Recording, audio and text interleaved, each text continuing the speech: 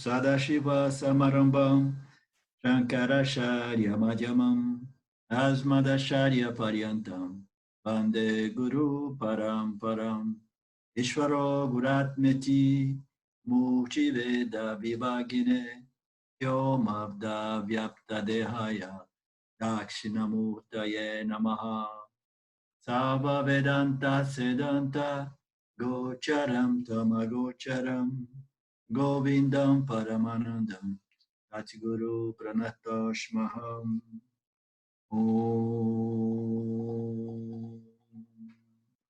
Om Shanti, Shanti, Shanti Om. Ok. Estou aqui substituindo o Alex. E a ideia é fazermos um satsang de perguntas e respostas. Então, se tiver alguém querendo abrir o satsang, né? Basta dizer alguma coisa ou levantar o braço. Então, o problema dessas questões, ainda bem que tem o Felipe. Ô, Felipe, como é que você diz aí? Arlinha. Arlindo. Pode fazer a pergunta? Sabia que você ia salvar o grupo hoje. Eu estou com uma pergunta sobre discriminação. Só um minuto.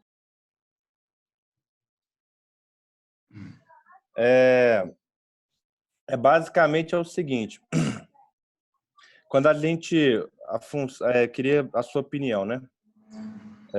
Quando a gente está discriminando, eu estou na fase de discriminar deliberadamente, né?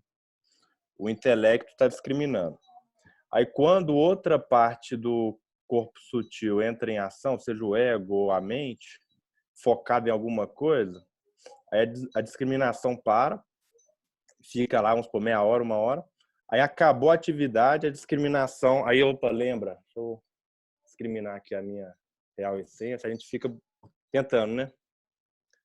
E aí é assim mesmo, quando a gente está fazendo alguma atividade, a gente não consegue fazer atividade, discriminar, como é que é? Em que você está discriminando? Você está discriminando... De qual discriminação você se refere nesse caso? Tentando discriminar Satya de Mithya mesmo. Satya de Mithya, ok. Então você é uma pessoa ambiciosa. Essa discriminação é a discriminação mais sutil, né? E ela é um pouco mais difícil de ser mantida, né, durante muitas atividades, né? Quando nós estamos, né, trabalhando, por exemplo, durante o dia ou transacionando com pessoas, situações. Então, manter essa discriminação, muitas vezes, é não necessário, porque ou você discrimina ou você atua, os seus papéis, entendeu? Só para te dar um exemplo. Quando o autoconhecimento ocorreu para mim antes do Vedanta, ocorreu através dessa discriminação. Eu fui influenciado por essa discriminação, esse caminho direto, né, o famoso caminho direto, discriminar você, né, dos objetos, você de sua experiência. Então, ficou claro para mim que eu sou a consciência, né, e eu não sou a minha mente, o meu intelecto, eu sou aquilo que alimenta a mente, né? Então, eu tinha medo de voltar para o restaurante, né? Eu era proprietário de um restaurante e trabalhar porque durante aquele período eu tinha medo de esquecer aquilo que eu era, entendeu? Eu tinha medo do que através de uma intensa, né, atividade por horas e horas no final de semana, restaurante cheio, eu pudesse esquecer aquilo que eu sou. E o restaurante era tão intenso. Era um restaurante de sucesso. Então, no final de semana, ele lotava, que não tinha tempo para você pensar que você é Satya, entendeu? Porque os clientes estão lá esperando, etc. Então, é aquele corre-corre de um restaurante cheio. Eu levei um pouco de tempo para relaxar e esquecer essa coisa de ficar querendo lembrar o tempo todo que eu sou Satya e que tudo aquilo é Mithya, é uma realidade aparente. Porque naquele momento eu tinha que pular no barco, entrar na dança, como a gente diz na gíria mais popular, entendeu? E dançar, né? Então eu fui relaxando e eu fui observando que eu exercendo os meus papéis, as minhas atividades profissionais, naquele caso, entendeu? Não era um impedimento no sentido de que eu não precisava estar ali todo o tempo lembrando, eu sou a consciência, eu sou a consciência, eu sou a consciência servindo vinho agora, entendeu? Não, cara, vai lá, seja o garçom, seja o sommelier e sirva o vinho, e faça um bom trabalho. Então, eu percebi que esse autoconhecimento, quando ele é direto, como a gente diz, direto e imediato, ele jamais é esquecido, mesmo que, aparentemente, por um período de tempo, a sua mente esteja ocupada com diversos outros pensamentos. Eu pensava no cliente, eu pensava no vinho, eu pensava na comida, eu pensava nos outros garçons, entendeu? Coordenando, etc. Então, a mente ela só pode permanecer ocupada num tipo de pensamento a cada vez, entendeu? Então, esse conhecimento, Felipe, quando ele é firme, quando ele é claro, quando ele é direto, esse é o objetivo, entendeu? Ele, a gente diz, é aquele conhecimento, é a única coisa que é realmente good, boa. Por quê? Porque as experiências, elas vêm e vão, né? Elas têm um início, um meio e um fim. Qualquer experiência, por mais sublime que seja, né? Experiências místicas, espirituais, né? etc., elas passam, elas terminam. Mas esse conhecimento direto é um conhecimento que é sempre presente, sempre disponível. Basta que você invoque o pensamento eu sou Satya, entendeu? E é claro em sua mente. Então, na medida que eu fui relaxando, eu fui observando que esse autoconhecimento era firme e que eu não precisava de ficar preocupado que talvez eu pudesse esquecer ou cair numa, como é que se diz? Um lapso de memória, né? Uma amnésia de conhecimento, entendeu? Então, relaxa. O que eu estou querendo dizer é que se você estiver muito ativo durante o seu dia, você não precisa se preocupar em ficar todo o tempo fazendo isso, você simplesmente faz essa discriminação, uma discriminação mais densa e mais operacional em relação ao campo de atividade que você atua, entendeu?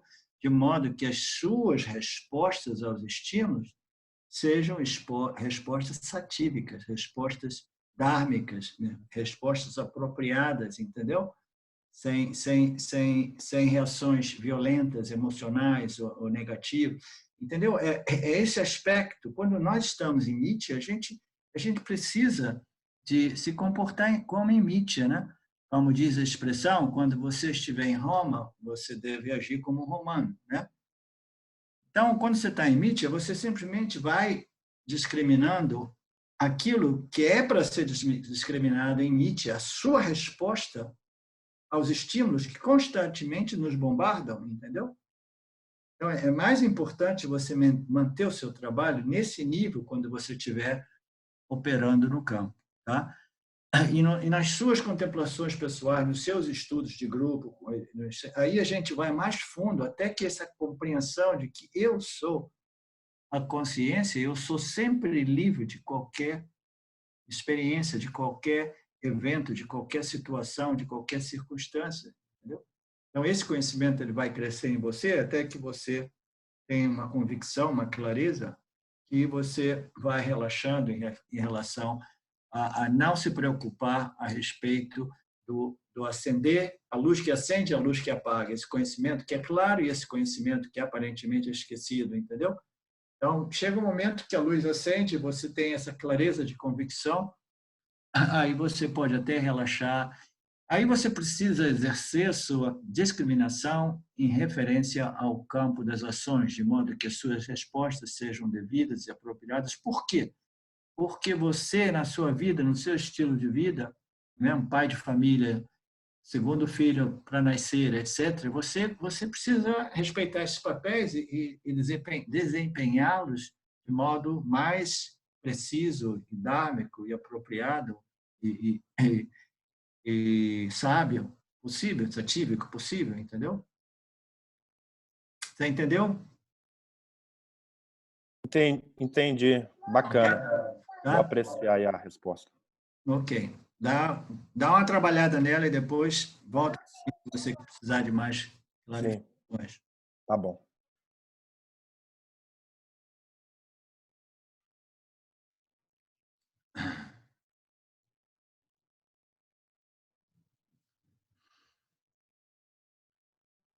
Oi, Luciano, como é que você está?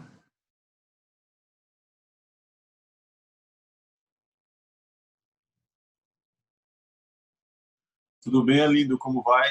Ótimo, paulistano da Gema. Tudo bom? É Bom, legal. vou ver se eu consigo acompanhar vocês. Como é que foi a reintegração no mundo do trabalho, família? Eu fiquei conversando com a minha esposa, barra sócia, né? Hum, Eu fiquei um pouco fora do ar, vou ser bem sincero, assim, tá. durante uma semana inteira eu fiquei bem desligado, mas uma sensação muito boa, Hum, assim, de paz, de tranquilidade.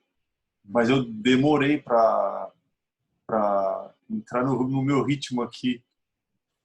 Mas você demorou porque você estava resistindo ou porque você estava um pouco assim temeroso? Não, não temeroso, mas eu estava fora de sintonia completamente, assim, sabe? Mas uma coisa boa, Sim. sem medo, assim, sem, sem sentimento de perturbação ou de ansiedade, nada do Sim. tipo Sem assim. conflito, sem Sem medo, nenhum tipo de sem... conflito, é uma sensação muito gostosa, assim, muito legal. Eu agradeço esses 9 dias aí com vocês e É, especialmente com você.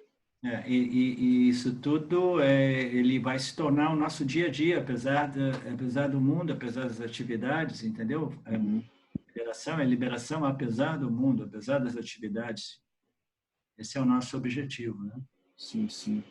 E fazendo um link um pouco com o que o Felipe trouxe, né, com relação à discriminação, eu já vim estudando um pouco o Vedanta, mas não com tanta profundidade, né? Agora fiz uma autodeterminação no sentido de levar isso muito a sério, como propósito de vida mesmo, sabe? E o que me faltava era uma motivação, na realidade, né? Uma pessoa como você, por exemplo, capaz de passar esse conhecimento de maneira séria, sabe? Sem nenhum tipo de desvios e como você mesmo diz, né?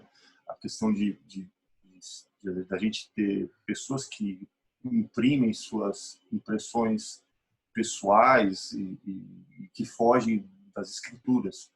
Então, eu sempre tive muita dificuldade com isso, inclusive de acompanhar outros gurus ou outras pessoas, outros professores, porque eu sempre sentia de alguma forma que aquilo não que não era válido, mas que parecia de alguma forma corrompido. E eu não percebo isso com você, É. né? Sim. Yeah. Agora você chegou no Vedanta, né?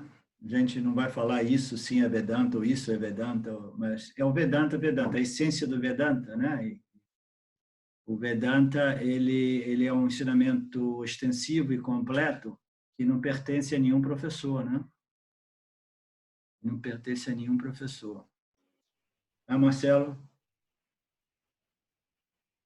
E eu queria fazer uma pergunta com relação, fazendo um pouco essa questão da discriminação, mas com uma questão que acontece muito comigo, principalmente quando a gente tem um caso de falecimento, pessoas que são próximas da gente que acabam partindo.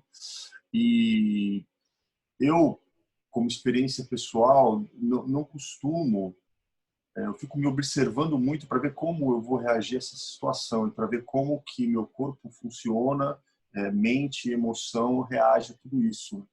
E geralmente eu tenho uma certa compreensão de tudo isso tá acontecendo e, e acabo não sofrendo como as outras pessoas. No último velório que a gente teve, eu até coloquei um óculos escuro, não para simular um drama, mas simplesmente para que as pessoas não vissem que eu não estava sofrendo como elas, sabe? E eu queria entender um pouco isso, o que vem a ser, porque eu me sinto às vezes Sim. quase que cruel, assim, sabe, Arlindo? Uma questão de, cara, você não tem Mas sentimento. você nasceu assim ou foi o Vedanta, o seu Não, curso espiritual? eu já tive um pouco isso, já, mas com o Vedanta isso se intensificou, vamos dizer assim. Então, essa é uma das qualificações ou das qualidades mentais que a gente chama de vairagya, que é dispassion, que é, que é uma uma indiferença positiva, entendeu? Em relação ao que está rolando, em relação às adversidades, né? Então, as pessoas sofrem quando vem, né, quando elas perdem uma pessoa próxima, né? Elas sofrem devido a quê? Luciano, o que faz com que elas sofram? Provavelmente por conta do apego a essas pessoas, naturalmente, né? Então, a gente desenvolve apego em relação aos objetos, né? E o jiva, os outros jivas são objetos em relação a cada um de nós, né? Então, toda vez que nós desenvolvemos um apego muito grande, a gente fica sujeito a sofrimento, né? Sujeito a essas emoções negativas, né? Porque a gente quer uma coisa e a gente quer manter aquela coisa para sempre, né? Aí a vida diz, não, de você se separar desse objeto, aí a gente sofre, né? A gente sofre aquela tendência, apego, entre outros aspectos, né? Quando a gente vê a morte de uma pessoa muito íntima, serve de um espelho, ele reflete a nossa própria mortalidade. Isso é uma coisa chocante para a maior parte dos jivas humanos, entendeu? Eles são identificados com o corpo físico. Quando eles ouvem de que morreu não sei quem ali, morreu não sei quem lá, eles são completamente desapaixonados, né? Dispassionate, né? Nenhum envolvimento, nenhum apego. Mas quando é uma pessoa muito próxima, já começa a refletir, né, a minha própria mortalidade, né? Então, o nosso campo físico é aquele com o qual nós temos um apego mais grande. E a gente precisa crescer nessa maturidade espiritual de modo a sermos capazes de dizer, ok, Ishvara, aqui vai o corpo que você me deu, agradeço muito, eu utilizei por 50, 70, 80, 90, 100 anos, não importa, um dia a gente tem que, né, devolver o corpo ao Lord, com gratidão, com um cartãozinho, né, obrigado, Lord, e aqui vai, pode queimar, pode enterrar, né? Então, a gente tem que ir desenvolvendo essa maturidade espiritual para aceitar aquilo que é a única coisa absolutamente certa na vida, né? Que é aquilo que tudo tem um início, meio e fim. Todo e qualquer fenômeno, entendeu? Qualquer objeto, ele vem, ele cresce, ele começa a decair, né? Decay, e aí ele é destruído, né? A gente vai crescendo, a gente vai aceitando. Se a gente não cresce em nossa maturidade, a gente permanece sempre com esse trauma, esse medo terrível em relação à morte e se reflete na morte das pessoas mais próximas a nós, né? Então, isso diz alguma coisa a respeito de uma certa maturidade espiritual sua, que é chamado de dispassion. É uma indiferença positiva em relação aos objetos do campo, entendeu? São aquelas situações adversas, por exemplo, se você perde uma pessoa muito íntima, você tem filhos? Tenho 2 filhas. Então, imagina que uma filha sua sofra um acidente e morra, entendeu? Então, se essa dispassion for realmente uma dispassion muito bem desenvolvida, você pode levar um choque inicial, mas imediatamente, entendeu? Aquilo é absorvido com elegância, sem trauma, sem choradeira excessiva, sem em depressão ou em luto por um mês, entendeu? Sofrendo, remoendo todas as dores, as imagens. Isso você deve deixar passar, porque você já compreendeu. Você compreendeu isso, entendeu? Então, quase sempre essa dispassion, quando ela é genuína, ele é um sentimento que reflete essa nossa maturidade espiritual. Naturalmente, algumas pessoas elas podem ser frias e indiferentes negativamente também, entendeu? São aquelas pessoas que estão dissociadas do mundo, né? Elas começam deprimidas e isso, elas tomam, elas se embotam, né? De remédios, etc. Então, aquelas pessoas, de repente, você percebe que ela não tem muita emoção, mas é porque está tudo suprimido. Mas a pessoa com essa qualificação espiritual, ela não suprime as suas emoções. As suas emoções foram refinadas, foram sublimadas, entendeu? Então, é aquela emoção de saber que tudo chora. Por exemplo, hoje eu tive um satsang com o pessoal lá nos Estados Unidos e está todo mundo sofrendo perturbação mental por causa do coronavírus. Uhum. Então, você vê, parece uma pequena universidade que ainda está passando de longe, assim, com riscos mínimos, Uhum. mínima para as pessoas mais jovens, etc. Mas as pessoas já começam a perder essa qualidade mental que é indiferença em referência em relação às adversidades, os altos e baixos, as crises, né? As circunstâncias favoráveis e desfavoráveis, né? Então, é importante desenvolver essa capacidade, essa qualidade mental, emocional, chamado dispassion, não paixão, entendeu? Não apego, não dependência, né?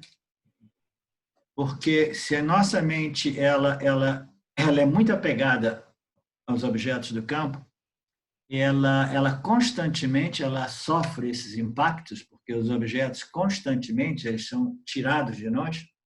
A gente tem uma coisa, daqui a pouco desaparece. Né? A gente tem outra, daqui a pouco a vida leva. Né? Então, se a gente não tiver essa discriminação e essa dispassion bem desenvolvida, a nossa mente vai ficar constantemente perturbada por esses divórcios, né, entre nós e aquelas coisas que a gente quer manter. A gente quer manter, né?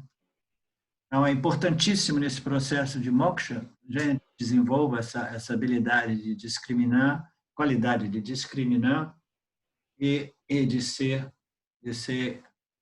dispassionate, não? De ser não apegado, né? De ser que não é uma supressão, que não é uma depressão, que não é uma apatia, mas é um refinamento daquela emoção de gratidão por Ishvara, apesar dos pesares, como a gente diz, né? Apesar dos pesares. Obrigado, Arlindo.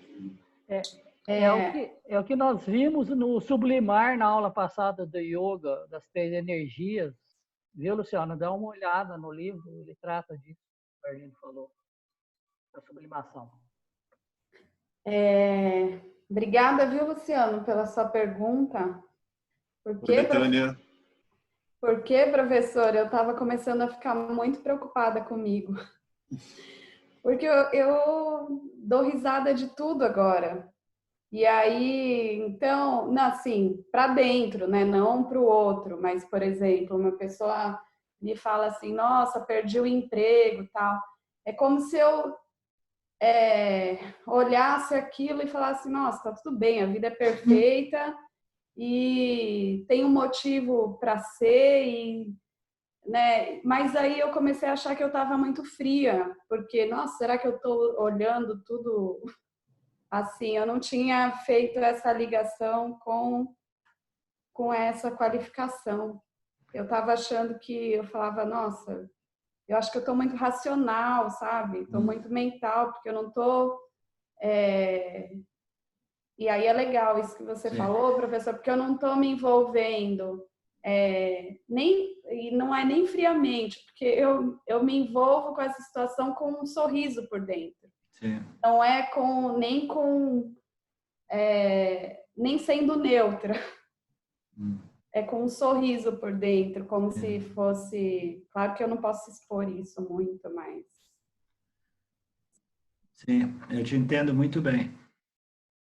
Eu acho que você já me ouviu falar, citar o exemplo, quando eu estava na Índia, uns 4 anos atrás, quando meu irmão morreu aqui no Brasil, né? Eu recebi a telefonada do meu outro irmão. Eu pensei que fosse meu pai, ele falou, não, é o irmão que morreu. E eu sofri aquele choque, né? Porque eu não esperava.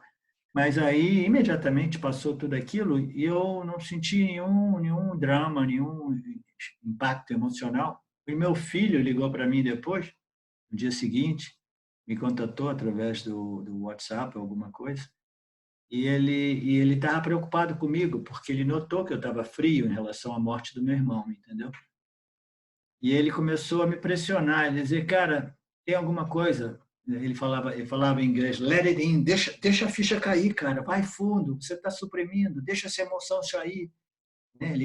Porque ele tinha chorado muito, ele estava sob choque. né? E aí, para acalmar ele, eu precisei, eu falei, não, filho, você fica tranquilo. O pai já chorou muito, eu chorei a noite inteira, etc. Falei alguma coisa assim para acalmar ele, entendeu?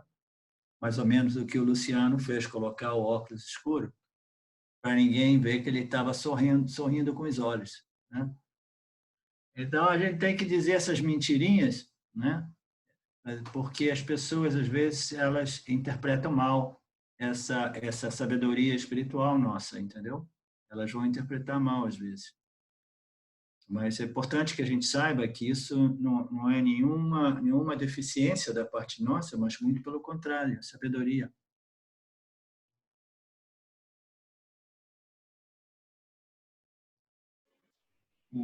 Aline, uma coisa que eu percebi estudando e escutando você falar e analisando um pouco a minha experiência, é que a gente vai aumentando essa confiança nessa inteligência suprema, Ishvara, né? E a gente começa a, sei lá, a gente pode chamar de fé isso, né? Mas é uma certeza que começa a brotar dentro da gente, no sentido de saber que tudo está sob controle, independente das aparências. Então, por mais ruim que seja uma experiência, por mais desagradável que seja aquilo está dentro de uma programação supra-inteligente, né?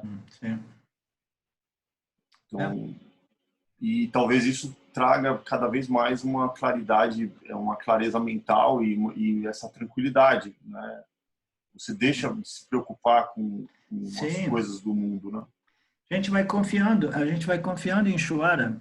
Quando a gente desenvolve essa visão espiritual e começa a perceber Ishvara, não de forma física tangível somente, porque a gente pode dizer, Ishvara, Deus é a manifestação. Então tá, a gente vê no mar, no oceano, no céu, nas estrelas, nas árvores, nos edifícios, etc.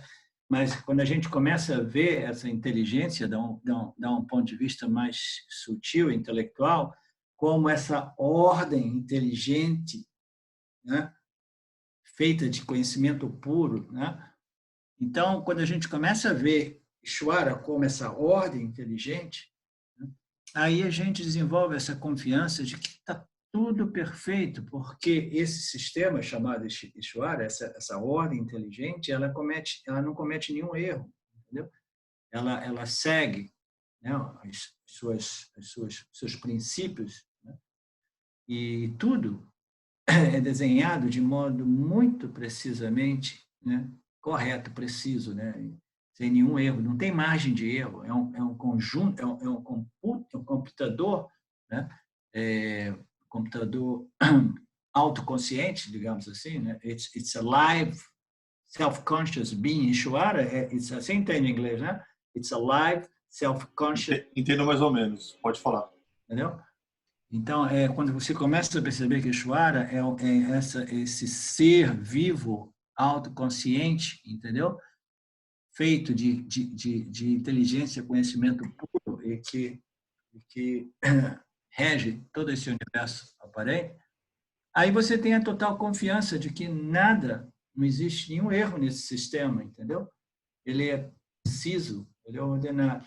Então, se tem um vírus que chegou aqui para exterminar 80%, 90% dos seres humanos, que bem veja, porque se está ocorrendo é porque estava precisando. Essa é uma frase que ultimamente eu tenho curtido. Ele não está precisando mesmo, né? Eliminar, de repente, uma boa parte da humanidade. Tomara que Ishvara consiga fazer uma boa seleção e elimine as pessoas piores, né? E deixe as melhores. Olha que eu usei essa frase essa semana, porque eu tô gripada. Falei, meu professor veio da Itália, mas se eu morrer, beleza, tá tudo perfeito. Era Ishvara mesmo, pôs o professor Arlindo na minha casa. Então é por isso que você estava um pouco estranha comigo, eu notei. E sabe por que eu perguntei a você, eu falei, espero que você esteja bem de saúde, porque eu notei na sua voz que você estava gripada, né? Mas está todo mundo pirando com essa história do coronavírus, né? Sim, aqui no Brasil já começou uma pandemia, já Já está bem acentuado já essa loucura. Naturalmente, todos nós temos um valor enorme pela oportunidade de estarmos vivos, etc. Já que São Paulo é um epicentro, né, dessa epidemia, a gente precisa ficar atento, né? Começar a seguir aquelas orientações médicas, lavar as mãos e não tocar tudo, e manter distância entre nós, etc. Entendeu? Uhum. Que as notícias elas estão se agravando, né, dia após dia. Lá na Itália agora, por exemplo, a minha esposa, ela até recentemente ela ainda podia sair de casa, agora já não pode sair de casa. A Itália inteira agora está todo mundo em lockdown, você tem que ficar em casa, as polícias na rua. Se eles acham você na rua saindo sem uma justificativa válida, você é multado, entendeu? Com risco de 3 a 6 meses de cadeia também. Por quê? Porque agora a coisa chegou num ponto que o único modo de conter esse vírus é isolando todas as pessoas uma das outras, porque ele se transmite muito rapidamente, né? Então, a gente tem que saber que a coisa é séria. A gente não sabe ainda como esse vírus, porque no Brasil chegou há pouco tempo, e como esse vírus vai se comportar num clima mais quente, né? Mas o fato é que é uma situação difícil que pode ser muito devastante no Brasil também, porque existe menos recursos, né? Mas ainda assim, que será, né? Sim. A gente tem que desenvolver essa capacidade de aceitar, né, aquilo que é, entendeu? E ser grato, né, por a gente estar aqui agora. Ser grato também, sempre com o espírito de prasada, entendeu? Como a Betânia falou, de repente foi o professor que trouxe o vírus da Itália para cá e ele botou o vírus em mim agora, de repente eu vou morrer, tudo bem, é prasada, né? Não, eu não tenho a impressão que eu tive esse vírus, porque eu nunca tive problemas respiratórios nem febre, entendeu? Eu tive um resfriado forte, mas eu não tive nem febre, nem problemas respiratórios. Eu tô brincando, mas se teve, é pra SAD também. É, tudo pra SAD, E eu tô meio, é por isso que eu tô falando, tô meio louca, assim, eu falo isso mesmo, e nesse sentido, assim, tá tudo certo. Então, ninguém ficou doente lá em Joanópolis. A Pradipa também não ficou doente, apesar da minha gripe, ela nem pegou minha gripe, não pegou nada, então eu estou positiva de que eu não era um portador desse vírus.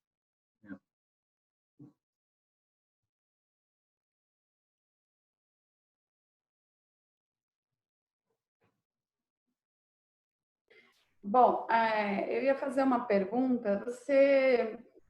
Não vai mais fazer, não? Não, vou fazer. Queria que você falasse um pouco mais sobre essa oração a Ishwara, para Ishwara, né? Porque eu ainda tenho, por exemplo, dificuldade de pensar que oração é essa. Okay. Você se refere à oração Ishwara? Que oração que você se refere? Por que você oraria a Ishwara? Então, não tenho motivo para orar a Ishwara. É essa a questão, porque não é Ishwara para mim, não é uma entidade, né? Sim. Mas é que eu fiquei pensando, às vezes, que está no meu caderninho lá, que eu tenho que fazer uma ação de oração a Ishwara. Eu fiquei pensando, o que eu vou pedir? Ishwara, clareia a minha mente. É só isso, entendeu? Mas aí eu falei, puxa, será que eu estou diminuindo essa potência de pedir a essa inteligência pura alguma coisa? E aí eu fiquei pensando sobre isso. Então, essa é uma questão interessante, porque nós não temos muito essa cultura no Brasil de orar. Existem pessoas, né, as pessoas religiosas no Brasil, elas ficam orando a Deus, né? Principalmente muitas dessas igrejas evangélicas, e elas oram porque elas querem um marido novo, uma casa nova, um emprego novo. Eles têm diversos motivos, né, para pedir alguma coisa. Então, é aquele devoto chato, né? Ele está sempre pedindo alguma coisa e chora. Imagina se você fosse chora, Marcelo, e tem aquela 8 bilhões de pessoas nesse planetinha, todo mundo... Eu fui assim por 35 anos, tá bom? Pessoal? Por isso que não faz mais sentido, acho que eu já esgotei esse pedaço. Então, esse é o devoto, né, aquele devoto mais chato. Agora, dentro da cultura védica, por exemplo, existem todos esses rituais, né, que eles dizem até mesmo que funcionam esses rituais, que são sempre, né, você oferece alguma coisa à sua divindade, à sua entidade, com o objetivo de você, por favor, me ajude, né, de modo que eu possa realizar esse meu desejo, né? Tenho esse desejo é aquilo que eu quero, é um desejo genuíno, ele é dármico, e, por favor, me ajude a obter, a realizar esse meu desejo. Então, não existe nada de errado em fazer isso, mas o que é mais importante é a compreensão de que esse pedido a Ishvara, ele só é válido na medida de que eu estou colocando todas as ações no campo em harmonia com esse meu objetivo. Então, isso tudo já assume uma perspectiva diferente. Eu quero o que eu quero, esse meu desejo é um desejo genuíno, é um desejo dármico, okay? E eu sei que para mim obter esse desejo não bastam os meus esforços pessoais. Os meus esforços pessoais é um entre tantos outros fatores. Então, eu chamo Ishvara, entendeu? Eu convoco Ishvara, do mesmo modo que a gente convoca, dizendo Shanti, Shanti, Shanti, de modo que Ishvara possa facilitar, através da remoção de alguns desses obstáculos, e alguns deles que eu não tenho nem ideia quais sejam. Né? Então, eu posso pedir, né, como um buscador de moksha, eu peço a Ishvara a força, né, a força de caráter, a força mental, espiritual, de dedicação, a força de disciplina, entendeu? A força mental para prosseguir nesse caminho, nessa busca pelo conhecimento, pela compreensão, etc. Então, todos esses são pedidos vedânticos, entendeu? Me dê a clareza, me ajuda a desenvolver essa convicção de conhecimento, etc., etc.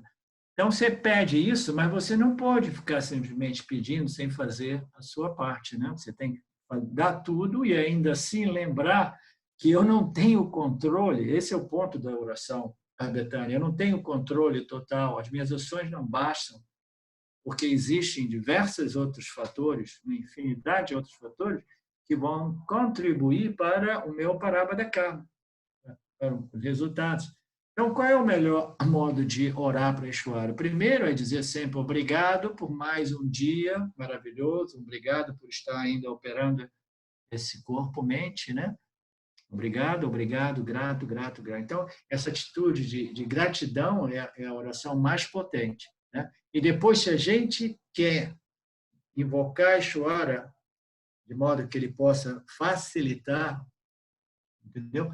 Os nossos objetivos, e como vedantinos, nossos objetivos são principalmente espirituais. Né? Então, a gente coloca essa oração Ishvara, entendeu? Sabendo que o meu esforço pessoal, sozinho, não é suficiente. Existem outros fatores. A combinação de todos os fatores a gente chama de Daivan, em sânscrito, Daivan. E Daivan é um outro nome para Ishvara, entendeu? A soma de todos os fatores que operam constantemente no campo. Né? Então, a gente chama Ishvara, esse é o meu objetivo, é um objetivo satívico, dharmico, um objetivo espiritual, ou às vezes até material, mas é importante no meu processo, entendeu? Shanti, Shanti, Shanti. So, por favor, remova os obstáculos que talvez estejam impedindo essa minha realização. Vocês devem ter ouvido eu dizer que quando eu abandonei a minha última sadhana, que era a de meditação, né, no meu processo final, quando eu abandonei as minhas meditações inspiradas no Nisargadatta Maharaj, eu fiquei meio, né, eu não tinha mais modo de meditar, porque eu tinha compreendido que todos aqueles estados mentais, eles eram experienciais, eles não resolviam a minha problemática, né, a minha situação. Então eu queria encontrar Deus fez cara a cara, entendeu? Eu queria ter essa realização direta de que eu não sou separado de Deus, do Brahman, consciência, etc. E eu simplesmente eu parei de fazer as minhas meditações. Aí eu fiquei com essa oração, né? Eu ficava com uma oração constante. Eu não planejei nada disso. Eu simplesmente abandonei as minhas sadhanas. Eu falei agora e agora, entendeu? E ainda assim eu queria.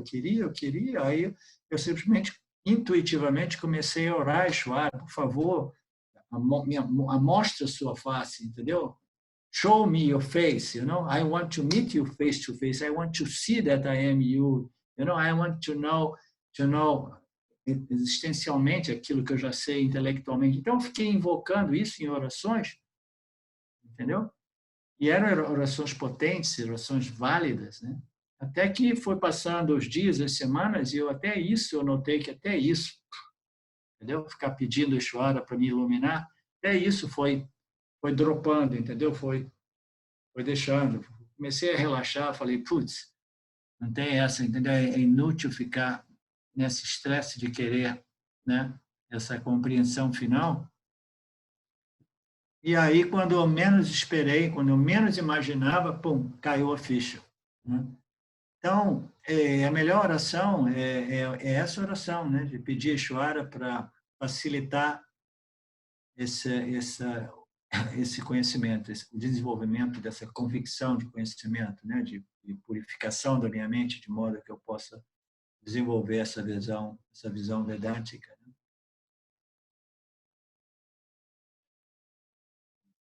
Responde, Betânia. Sim, exatamente, era isso. Nesse sentido, né, de remover mesmo os obstáculos. E a gente precisa também né, de força, né, força mental, emocional, né, porque os obstáculos às vezes eles podem ser imensos, a gente nunca sabe, né? A gente está indo mais ou menos assim na nossa viagem espiritual, de repente ocorre um evento, existe um karma que se desdobra diante de nós e a gente nunca sabe o impacto que um papa karma grande, gigante pode causar, entendeu?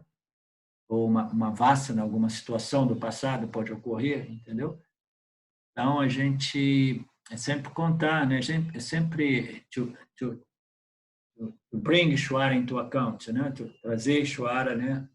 Dentro da nossa perspectiva, né? Compreendendo que Ishvara é Daivan, é a totalidade de todos os fatores operando no campo.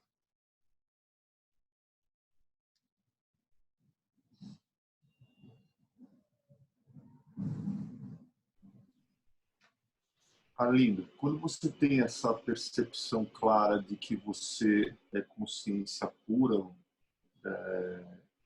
existência, como é que fica essa relação com o Ishvara? Você vê ele como algo separado ou não? Quando você compreende claramente, né, a sua essência livre e independente, como Brahman, ou como consciência, existência infinitamente não limitada, aí você compreende que você é a única realidade. Entendeu? Você é aquilo que pervade Ishvara, Jiva e Jagat. Entendeu? Essa realidade aparente, na qual Ishvara, entendeu? É o Lord. Entendeu? Você é a única realidade. Ishvara aparece como Mitya para você, entendeu? Mas isso não faz de você um snob que começa a esnobar Ishvara. Não, absolutamente. Os Mahatmas, em nossas tradições, eles mantêm aquela posição devocional em relação a Ishvara, porque Ishvara é aquele que está desdobrando o Parabhada Karma de todos, mantendo, é aquele que nos propiciou esse nascimento, né, num corpo humano, com uma mente espiritual, com vasanas espirituais, com um desejo intenso por moksha. Então, tudo isso, né, finalmente a possibilidade de desfrutar dessa realidade aparente, do ponto de vista da sabedoria. Então, os Mahatmas eles têm uma gratidão muito grande a Ishvara. Eles sabem que Ishvara não é realmente real, né? Nada disso é realmente real. Mas a gente precisa compreender que, em Mithya, essa realidade aparente, existe Ishvara, Jiva e Jagat, e é através do Jiva que a realidade absoluta pode ser realizada. É através do Jiva, em Mithya, nessa realidade aparente, é que o conhecimento, a realização daquilo que é a nossa real identidade, ou a identidade, a natureza absoluta de tudo, entendeu?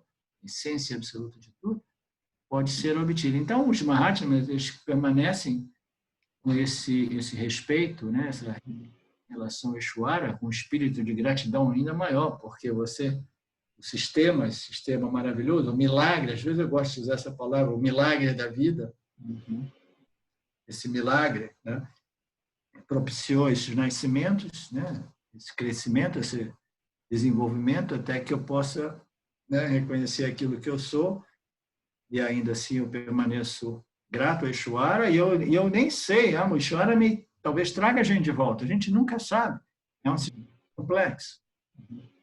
Quem sabe, às vezes tem um desejinho pequeno que seja, e um desejo pequeno nos trazer de volta, uma vasaninha pequena, entendeu? Certo. Trazer de volta, né? Então, o relacionamento com o Ishvara é um relacionamento que permanece, muito embora você saiba que você é além ou antes de Ishvara, entendeu? É muito interessante esse ponto, Luciano, porque o Jivan Mukta, o Jiva com esse conhecimento, ainda encarnado, ele não é que ele desaparece, e não é que ele sai de Mithya, ele continua vivendo a vida dele, esgotando os seus karmas, entendeu? Saber, de repente, a alma dele pode até retornar ainda, para ainda refinar ainda mais essa libertação, a liberação, ou essa purificação, ou essa liberação espiritual, né? Então, a gente está vivendo isso, são duas realidades que coexistem, né? A minha realidade como Satya, né? Natureza como Satya, é a minha natureza como um Jiva Mukta, entendeu? E elas existem, né, simultaneamente, né? Então, você vai compreendendo, você vai vendo essas duas ordens de realidade dentro dessa única ordem de realidade não dual, que é Satya, né? O Mithya é uma sobreposição em Satya, a gente permanece ainda em Mithya, mas firme na nossa compreensão de que a única realidade sou eu, Brahman. E isso não é conflitante, né? Não é conflitante porque são duas de realidade que não se obstaculizam. Do mesmo modo que o sol, no sonho do sonhador, entendeu? Não contradiz a escuridão no meio da noite, no quarto onde ele está dormindo, que são duas realidades, né, distintas, né? Então, não existe nenhuma contradição, Satya e Mithya. A gente leva tempo para a gente compreender, entendeu? E não fazer mais confusão. A maioria das confusões espirituais que existem, as toneladas no mundo espiritual, são pessoas sobrepondo Satya em Mithya ou Mithya em Satya, porque eles não foram expostos a esse conhecimento, a esse ensino completo. Não existe muita confusão. A analogia que você fez no seminário com relação à mão e à luz que está presente e não é percebida, mas ela está sempre presente, isso me trouxe um entendimento absurdo assim do que vem a ser a própria consciência. Nossa, que bacana. E me esclareceu muita coisa assim. fiquei imaginando, sei lá, a luz ela não se altera nunca, né? Então a gente tem um vaso, a luz da mesma forma que ela está nesse vaso, ela está num vaso quebrado. A propriedade da luz, se é que ela tem alguma propriedade, ela permanece a mesma, ela jamais se altera, né? Independente da forma que ela está iluminando. Essa analogia foi sensacional. Ilumina tudo indiscriminadamente. Ela tudo, né? Sem nenhum preconceito. Sim. E essa questão também de você se colocar como o luminar, não o iluminado. Sim, Então, você é o luminar, aquilo que ilumina, não... Aquilo que ilumina. Isso também... Uau! Nossa, tem total... Isso daí virou a chave na minha cabeça ali. Nossa, Luciano, eu estou muito contente de ouvir essas notícias, novidades suas. E porque eu passei essas semanas todas aí, essa semana faz 2 semanas que a gente já terminou aquele estudo lá presencial, né? E eu fiquei refletindo muito sobre todos aqueles apontamentos. E muita coisa foi clareada. Muito obrigado, viu, Helena? Nossa, que bacana. É tudo mérito da nossa Sampradaya, da nossa tradição. E todas essas metáforas e analogias são todas elas pertencem à nossa tradição, entendeu?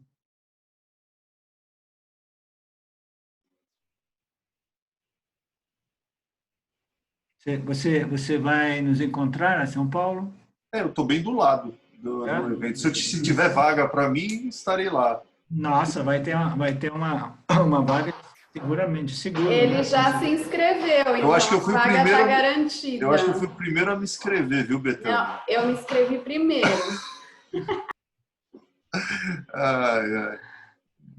Eu só não sei se eu vou conseguir ficar o domingo todo, porque meu sogro está vindo para cá e ele vai fazer uma festinha com a família aqui.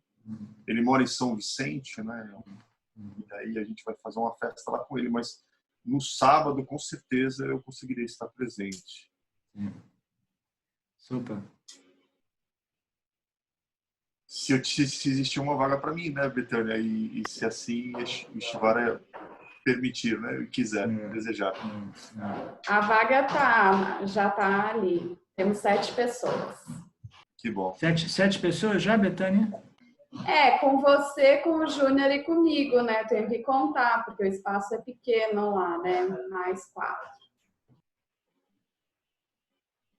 Não, nós temos já 7 pessoas inscritas, né? Eu estou contando a Pradipa também, né? Sim, então tiveram mais 3. Understood. Barlinho. Oi, Felipe. Mais uma pergunta aí sobre discriminação. Quando o intelecto satívico, ele consegue fazer essa discriminação mais tranquila, suave. Sim. E quando a gente está com rajos e tamas, a gente tem a mente embotada e a gente é uma meio que forçação de barra ficar discriminando. Não sei se é assim com todo mundo. Mas aí bastaria a mente deliberadamente lembrar, olha, eu tô tamásico, rajásico, mas eu sei que eu sou essa consciência. Mesmo não conseguindo, não tendo esse conhecimento presente imediato, né? Seria um conhecimento secundário, né? Sim. Indireto, né? Sim. A minha impressão, Felipe, é que essa discriminação, eu vejo você fazendo essa pergunta já há um pouco de tempo. Você está muito focado em discriminar Sati de Mitya, entendeu? E essa é uma discriminação, como eu falei antes, ela é muito sutil, requer uma mente bem sutilizada, muito satívica, e ela é mais fácil de ser exercitada em nossas contemplações, em nossas meditações. Você sabe o que é a meditação para um vedantino? A meditação para o Vedantino é chamada Nididhyasana, que é a contemplação e reflexão sobre os ensinamentos como apresentados nas escrituras. Então, sempre que você tiver tempo, entendeu? Não somente durante esses grupos nossos, mas você volta para as suas escrituras e faz o seu Nididhyasa, que é o estudo, reflexão e contemplação dos ensinamentos como apresentados nos livros, nas escrituras, etc. Ou você fica de novo ouvindo os áudios, etc. Mais, o que eu estou querendo dizer é que isso seria mais produtivo do que tentar fazer constantemente essa discriminação entre Satya e Mithya, inclusive quando a sua mente é extremamente tamásica ou rajásica, entendeu? Então, a tentação nossa é aquela, não, eu já compreendi que a ferramenta final do Vedanta é essa discriminação. Então, eu quero somente trabalhar nessa discriminação final, porque eu sei que eu sou o ser, eu já sou livre, entendeu? Eu quero discriminar eu daquilo que é fenômeno, daquilo que se modifica, daquilo que não é estável, etc. Então, eu quero fazer isso, né? Eu sou ambicioso, eu quero chegar já no ponto, né, de chegada, né? Mas muitas vezes é frustrante porque a gente percebe que a mente ela não está utilizada o suficiente para fazer essas discriminações, principalmente durante as minhas interações, né? Exercendo os meus papéis sociais, etc, etc, entendeu?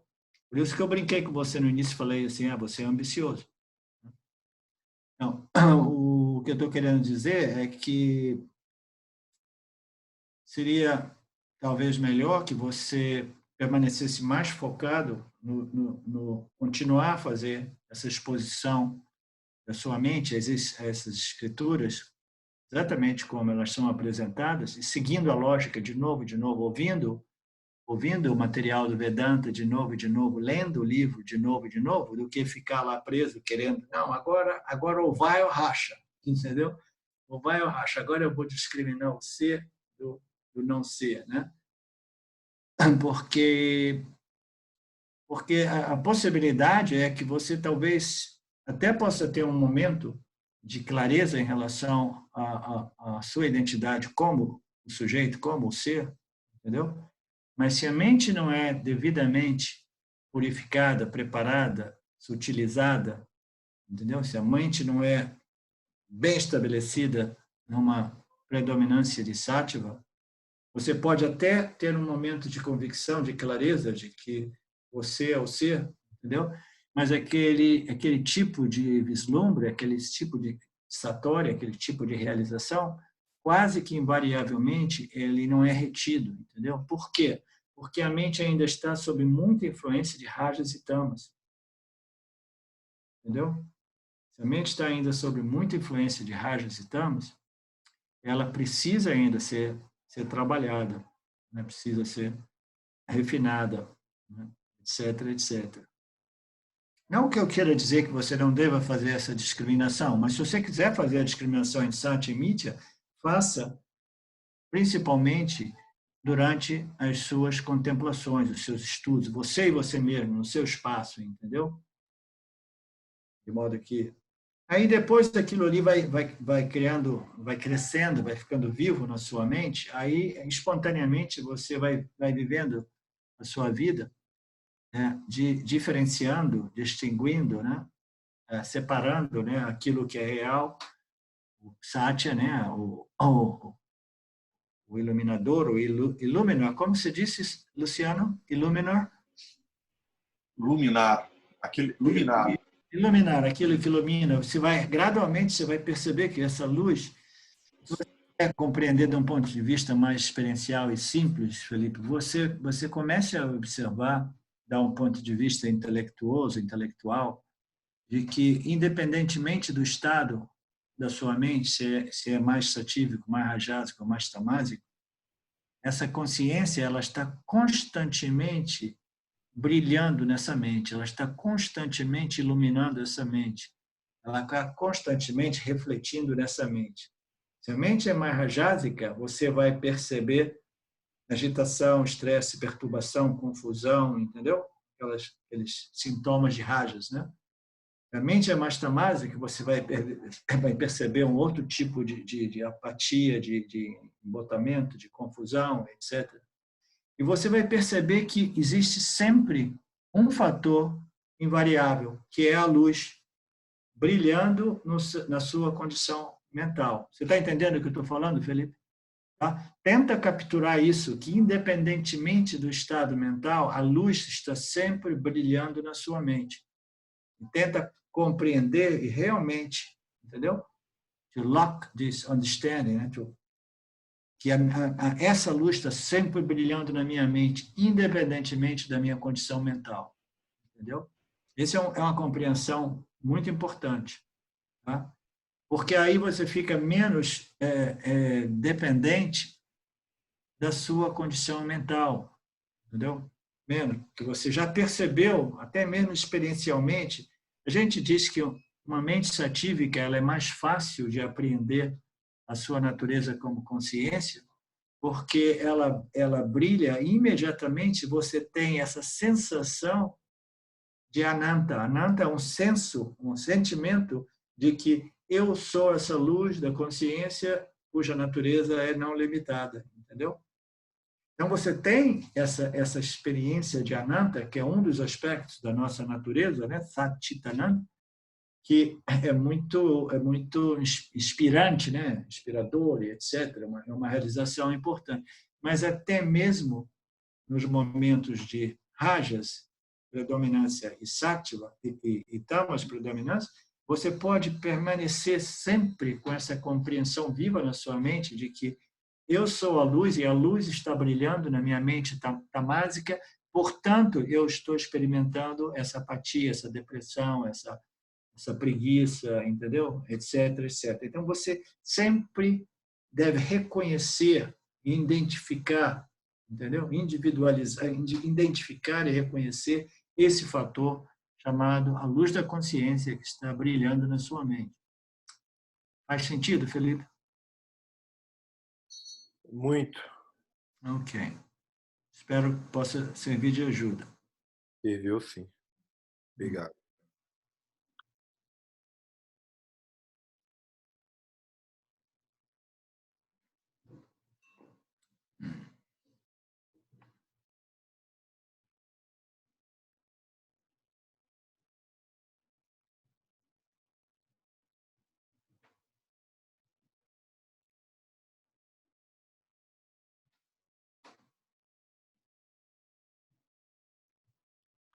A turma tá mais caladinha hoje.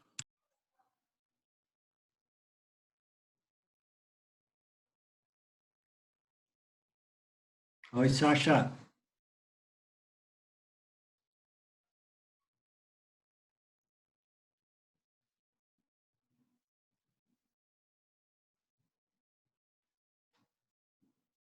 De novo? Repete? Tudo bem por aqui. Tá tudo bem, né? Ok.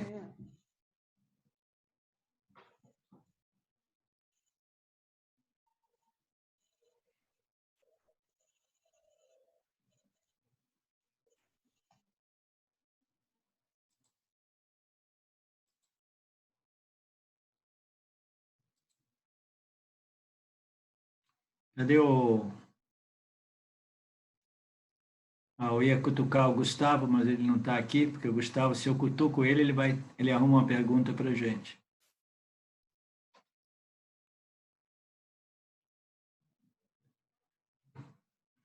E o Rafael? Rafael não tem nada para contar para a gente? Boa noite, professor. Boa noite, pessoal.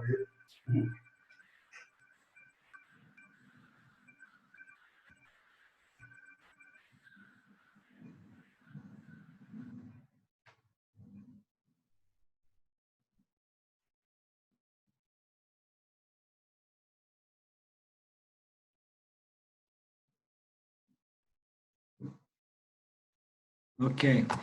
Então, já que não tem nenhuma pergunta, eu estou preparado já estava preparado para essa possibilidade?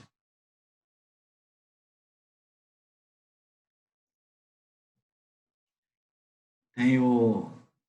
Arlindo, o Ronaldo, tudo bom? Boa noite. Oi, Ronaldo. Você vai salvar a gente aí? Oi? Você vai salvar a gente com uma pergunta? Na realidade, vamos lá. Não, são 5 perguntas. Você nunca tem uma pergunta, você tem 5. Não, é uma só. Na realidade, eu estou com um texto aqui do Chans, né? Do Fim do Sonho, que é um site que ele tem. O Chans acho que estudou com o James, né? O menino ele é do espanhol, México, né? Yeah. Então, eu estava estudando esse texto aqui, ele faz a seguinte colocação. Ishvara é uma pergunta anterior que foi feita, né? Ele diz assim, Ishvara é a criação conformado por absolutamente todos os objetos e todos os seres. Está composto pelo corpo causal macrocósmico, o corpo sutil macrocósmico e o corpo denso macrocósmico. O corpo denso de Ishvara inclui todos os objetos densos, os 5 elementos do universo. O corpo sutil é a grande mente, donde aparecem todas as pequenas mentes, corpos sutis individuais. E o corpo causal de Ishvara, onde estão unidos todos os seres e onde se acumula o karma. O que eu tenho contemplado e tentado elucidar é essa questão que ele fala aqui. O corpo, a grande mente, né, que ele chama, é onde aparecem todas as pequenas mentes, ou seja, o corpo macrocósmico sutil de Ishvara é a grande mente, e os corpos sutis nossos seriam as pequenas mentes que aparecem dentro dessa grande mente. Então, eu queria, se fosse possível, que você elucidasse um pouquinho mais essa questão. Dá a impressão que nós somos... Bom, pode falar. Desculpa. Não, isso aí, do ponto de vista didático, isso pode ser dito, entendeu? O que é a mente de Ishvara? O Ishvara não é um indivíduo, entendeu? Ele não possui karma. Então, existem distinções claras entre Jiva e Ishvara, né? Então, Ishvara não é uma entidade experienciadora com desejos, que coloca ações no sistema e que depois tem que lidar com resultados de ações. Então, didaticamente, a gente pode dizer que a mente de Ishvara é a mente coletiva, universal, entendeu? Da totalidade. Mas não significa que seja a somatória de todas as mentes. Ishvara é o conhecimento de tudo, entendeu? Os jivas é um objeto, entre tantos outros de Ishvaras, no qual essa mente se manifesta, entendeu? Mas o conhecimento dos jivas é nada comparado com o conhecimento de Ishvara. A mente de Ishvara é uma mente que tem o conhecimento da totalidade do manifesto. As mentes dos jivas é uma composição de apreensões corretas e apreensões incorretas, em outras palavras. São conhecimentos equivocados e conhecimentos corretos, as mentes dos jivas. Em outras palavras, é uma mistura de um pouco de conhecimento com tanta mal-entendido ou ignorância. Então, a gente não pode dizer que a mente de Ishvara é a soma de todas as mentes, entendeu? A mente de Ishvara é conhecimento puro, é inteligência pura, que gradualmente, né, através das nossas pesquisas, estudos científicos, a gente vai descobrindo, né, alguns aspectos a respeito dessa ordem inteligente chamada Ishvara e suas leis, entendeu? A gente vai descobrindo, a gente vai compreendendo um pouco mais, né, essa mente de Ishvara. Mas o Jiva é composto de Maya. Maya produz essa condição chamada Vidya, que é devido à dominância de Rajas e Tamas, entendeu? Que faz com que a gente assuma um monte de coisas como conhecimentos, mas, na verdade, é ignorância, entendeu? É apreensão equivocada. Você vê a cobra na corda, so to speak, entendeu? Então, tem um monte de ignorância no Jiva, então não é correto você literalmente pensar que Ishvara é a soma de todas as mentes, entendeu? Ishvara, tecnicamente, a gente diz, é conhecimento puro, é pura sattva. Por quê? Porque é a causa inteligente do universo, entendeu? O conhecimento de tudo, né? Então, isso é Ishvara, né? Um princípio, né, extremamente composto, né, de conhecimento puro, inteligência pura. Os jivas já têm um outro tipo de mente, né, que é uma mente condicionada por rajas e tamas, e faz com que a gente não compreenda realmente o que está, a natureza, né, das coisas, as leis que operam, que regem essa nossa realidade aparente. A gente não sabe de quase nada, né? A gente não entende, não sabe como a anatomia do nosso corpo funciona, a gente não sabe nada, nem no macro, nem no micro, entendeu? A gente é completamente ignorante, a gente conhece pouco, mas nós temos o potencial de conhecermos aquilo que é a natureza de Ishvara, de Jiva e de Jagat, entendeu? Temos esse benefício, o benefício do privilégio do Jiva humano, é o privilégio de, embora a gente a nossa mente não seja composta de pura sattva, a gente consegue perceber pouco em termos de conhecimento fenomenal, conhecimento científico, entendeu? Conhecimento objetivo, mas a gente tem o potencial de reconhecer a nossa natureza como sattva. Isso é uma coisa que é o privilégio do Jiva, né? E o segredo da ignorância está no meio, né? Que é o corpo sutil, que é misturado com sattva, rajas e tamas, né? É em função disso que se cria essa ilusão, né? E outra coisa interessante, né? Você, quando é, entre aspas, jogado no planeta, nesse teatro, as únicas variáveis que você vai poder mexer são as variáveis que estão inseridas dentro desse contexto, né? Então, como o contexto já é um contexto de ignorância, obviamente você vai se tornar um ignorante, né? Porque quando você nasce, você vai mexer com as ferramentas e com as informações que você tem nesse campo de limitação. O próprio campo já está te limitando aqui.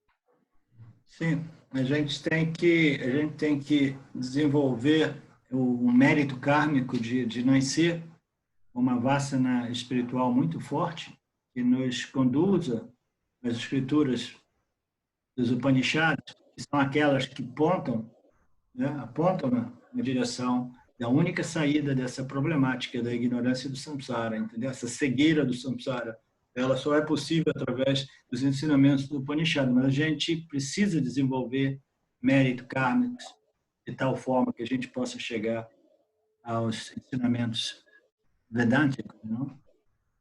E para mim está bem claro essa questão da consciência e não existe mais dúvidas em relação a isso, né?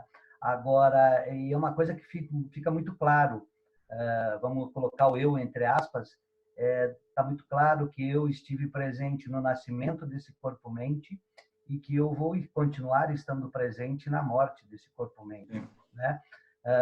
Então, esse princípio vai estar presente sempre, né?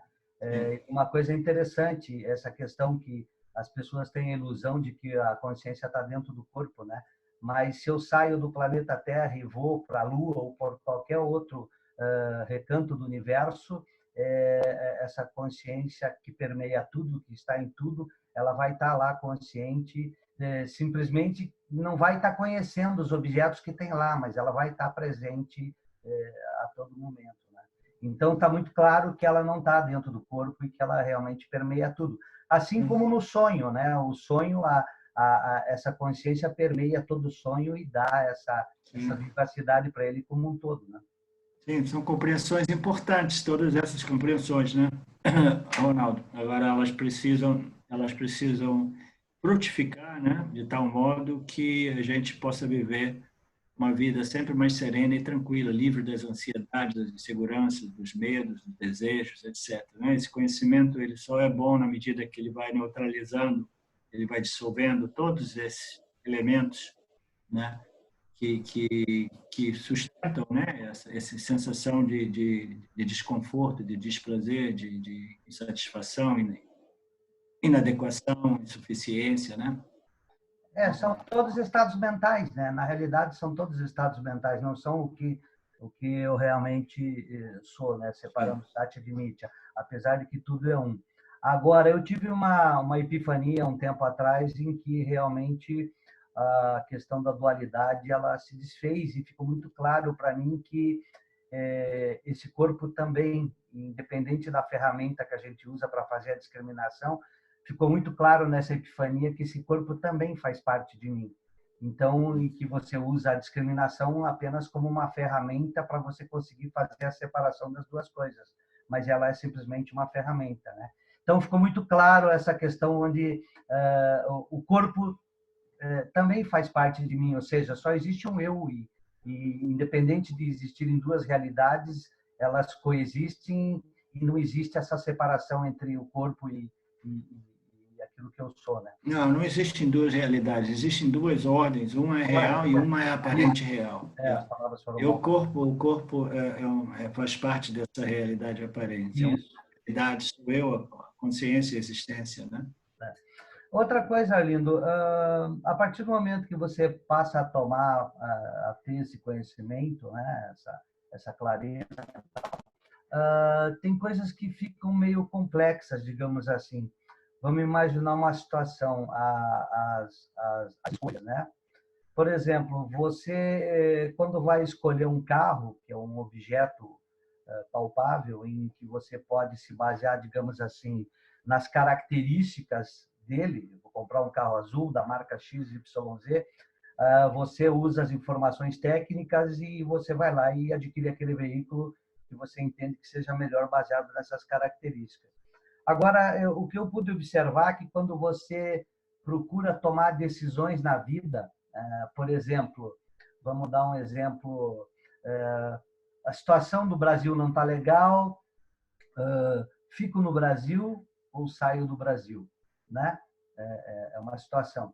Então, analisando através do intelecto e tendo esse conhecimento, você vai ver que quando você pensa em sair do Brasil, na realidade, você não está vendo a realidade, você está vendo uma projeção que as suas vássalas estão fazendo em relação àquele ponto para onde você quer ir. E é uma coisa interessante, as tuas vássalas, elas, via de regra, sempre pensam positivo.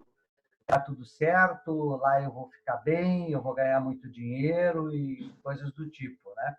Mas você sabe que isso é simplesmente uma projeção, primeiro, porque você não está vivendo essa realidade, e segundo, que você não tem controle das tuas ações, ou seja, você vai para lá e você não sabe o que vai acontecer. Aí tem o segundo ponto, fico no Brasil e aqui eu vou fazer isso, aquilo, e então surgem as duas opções. Mas você sabe que tanto a opção ficar no Brasil é uma projeção, porque você não tem as variáveis e você não tem o controle dos resultados, e você sabe que você ir para um outro lugar ou para um outro país também é uma projeção simplesmente das vássalas, onde você não tem o resultado final, porque você não controla as ações. Então, como tomar? A decisão tem que ser tomada, né? Mas e aí? Você sabe que as duas são projeções que não são reais e que você não vai ter o controle tanto de uma como da outra. Como proceder nessas situações? Claro que a decisão tem que ser tomada, ela vai ser tomada, né? O que eu quero dizer é o seguinte, não existe a decisão certa, porque as duas você está projetando. Não existe a decisão certa. Você, quando se torna uma pessoa sábia, você tem uma capacidade um pouco mais clara de fazer uma leitura da situação, e aí você toma a sua decisão. Aí, quando você toma a decisão, você nunca olha para trás. Você jamais vai depois se arrepender ou deveria ter feito isso e aquilo, porque você já tomou a decisão sabendo que é uma projeção. Sabendo que você não tem nenhuma certeza em relação ao resultado, entendeu? Você toma uma decisão sabendo que dentro da possibilidade, capacidade de fazer uma leitura do campo, você diz, ok, ninguém sabe de nada, Ronaldo. A gente não sabe quando comprar uma ação, quando vender, entendeu? Conheci pessoas nos Estados Unidos que foram ricos, mas não venderam no momento certo. Eu tive também a possibilidade de fazer uma puta grana se eu tivesse vendido, não vendi, perdi tudo. A gente não sabe fazer a leitura, entendeu? Ninguém consegue fazer leitura do campo, dos mercados, do que vai acontecer com o dólar, o que vai acontecer com isso. Ninguém sabe nada. Você simplesmente toma uma decisão e jamais olha para trás. Não tem questão de arrepender-se. Arrepender-se é uma situação, é um sintoma de ignorância. Ficar preocupado se é a decisão certa, não é a decisão, é também sintoma de ignorância, entendeu? A gente simplesmente toma uma decisão e a gente aceita os resultados, porque a gente sabe que nós não temos a mente de Shuara, entendeu? Não temos essa capacidade de compreender o todo, fazer uma leitura global da situação. Essa equação de Shuara é uma equação extremamente complexa, que somente a mente de Shuara, digamos assim, é capaz de produzir os resultados, né? E outra coisa, eu passei a ver que isso traz uma certa tranquilidade, né? Porque não é que você não tenha responsabilidade, mas você sabe que dentro das tuas limitações você vai ter que tomar uma decisão, mas não existe a decisão certa, ou seja, isso te traz uma tranquilidade. E outra coisa que eu tenho observado através das minhas contemplações, que simplesmente é uma coisa interessante. Bom, primeiro, eu sou a carta, né? A consciência não executa ações, né? Então é a testemunha, entre aspas, de tudo. E é interessante que o sistema, Ishvara toma a decisão, né? A decisão acontece, digamos assim. Não existe ninguém tomando a decisão. O próprio ego não é uma realidade, né? Existe a presença que você sente de você mesmo, mas na realidade o que você vê, se você discriminar bem, analisar, que a decisão acontece. Não existe uma pessoa especificamente tomando essa decisão. Ela vai acontecer automaticamente em função das vássanas e de todo esse conhecimento acumulado no corpo-mente ao longo do tempo, né? Que é o sistema de Ishvara. Sim. Então, o Jiva pode relaxar a esse ponto, né? Isso, eu tenho sentido. Mas ainda assim, o Jiva ele precisa assumir a sua responsabilidade, porque o Jiva ele possui o livre-arbítrio de decidir, entendeu? De virar para a direita ou à esquerda no final das contas. Então, as duas coisas elas coexistem, entendeu? A compreensão de que tudo está sendo influenciado por Ishvara, a soma de todos os fatores, e ainda assim eu estou aqui no meu papel de Jiva, ainda exercitando, né, exercendo o meu livre-arbítrio, a minha capacidade de escolha de momento a momento, né? Que resposta eu dou? Como eu decido, né? Que coisa eu faço? Esse é um aspecto um pouco estressante, né? Do ponto de vista da experiência do Jiva, porque no momento que a gente tem duas opções, a gente já começa a experimentar um certo estresse, né? E agora, o que eu faço? Tem duas opções. Então, o livre-arbítrio do Jiva sempre produz essa agitação, esse estresse sutil, né? Porque nos coloca sempre nessa situação. Vou para a direita ou vou para a esquerda? Aí a gente começa a projetar, antecipar isso, qual vai ser o melhor resultado. Então, à medida que a gente vai compreendendo tudo isso, a gente simplesmente toma a decisão e não se preocupa mais, sabendo que o resultado é tudo por conta de Ishvara mesmo, entendeu? Que a gente não tem condição de saber o resultado. Eu estou sentindo uma grande tranquilidade nesse sentido. E outra coisa, Lindo, não tem como não tomar a decisão, tá? Porque mesmo não fazer nada ainda é uma decisão. Então, o que você nota é que o sistema te impele a decidir, a escolher. Não tem como não escolher. Sim. Sim, a gente não precisa ter medo de fazer essas escolhas também, entendeu?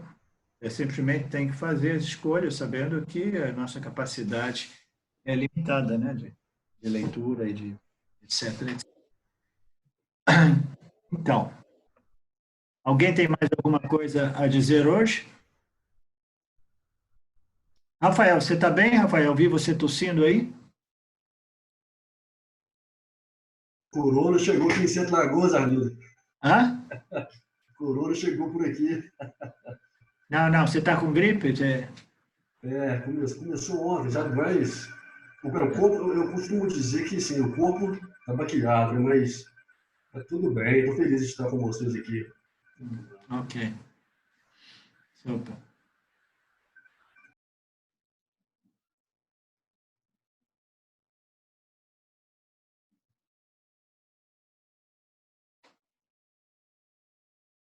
Então, vamos fazer uma coisa. Vou abrir aqui. Perdi de novo. Deixa eu... Tem o texto que o Rosalvo publicou na nossa página no outro dia. Tem uma oração muito bonita, Shantipata, oração de paz. Oh Lord, que possamos ouvir com os nossos ouvidos o que é sempre auspicioso, que possamos ver com os nossos olhos o que é sempre auspicioso, que possamos viver nossa vida com saúde e vigor, oferecendo nossos louvores a Ti, que possa Indra, o milenário e famoso, Ushan, o sol onisciente, Vayu, o Lorde do ar, e Brihaspati, guardião da nossa riqueza espiritual, nos salvar do mal e nos abençoar com uma mente capaz de compreender os ensinamentos e um coração suficientemente corajoso para vivê-los. Que lindo, né? Então, essa é uma oração boa em conexão com aquilo que a Betânia disse, foi publicada na postagem do Rosalvo, né? Então, em outras palavras, oh Lorde, me dê a força de modo que eu possa ouvir com os nossos ouvidos o que é sempre auspicioso. Então, a capacidade de através dos nossos órgãos sensoriais, a gente perceber o aspecto benigno, o aspecto divino, o aspecto auspicioso dessa manifestação. Em outras palavras, a gente vai desenvolvendo essa visão espiritual e a gente desenvolve essa sensibilidade de perceber a beleza que existe, entendeu? Por trás de todas as experiências de prazeres e dores oferecidas pelo mundo, né? Por samsara. Então, que possamos ouvir com os nossos ouvidos o que é sempre auspicioso, né? Essas melodias, os barulhos, qualquer que seja, simplesmente é um privilégio enorme, é um prasada maravilhoso, entendeu? O barulho do trânsito de São Paulo, tudo isso a gente vai recebendo, entendeu? Com esse espírito de gratidão, etc. Que possamos ver com os nossos olhos o que é sempre lindo, maravilhoso, divino, esse milagre da vida, entendeu? Esses outros seres, né? Todas essas entidades, né, que vão de um lado para o outro, tentando se completar e etc. Que possamos viver a nossa vida com saúde e vigor, oferecendo nossos louvores a Ti. Então, são todas essas orações, né, pedidos muito válidos, genuínos, né, que a gente possa, né, viver com saúde e vigor, de tal modo que a gente possa, né, crescer, evoluir, né, nos elevar espiritualmente e louvar ao Senhor, louvar ao Lorde, a Ti. Então, que possa você, né, representado por essas entidades, que na verdade são entidades que representam os elementos, né, como o sol, o ar, etc., que possa nos salvar do mal e nos abençoar com uma mente capaz,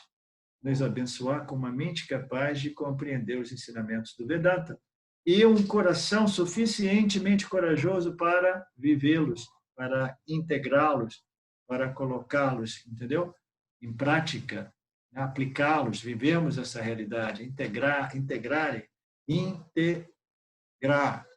esses ensinamentos, internalizar esses ensinamentos, de modo que esses ensinamentos eles sejam não somente compreendidos pelos meus intelectos, entendeu? Mas suficientemente integrados de tal modo que eu possa vivê-los, né? É bonito que coloque um coração suficientemente corajoso para integrá-los e vivê-los. Om Shanti, Shanti, Shanti. Esse é o texto do Rosalvo Kaivalya Upanishad. Ok? Então, se ninguém tem mais nenhuma pergunta, a gente pode fechar. Oi, Arlindo. Sim? É o Fernando, tudo bem? Tudo legal.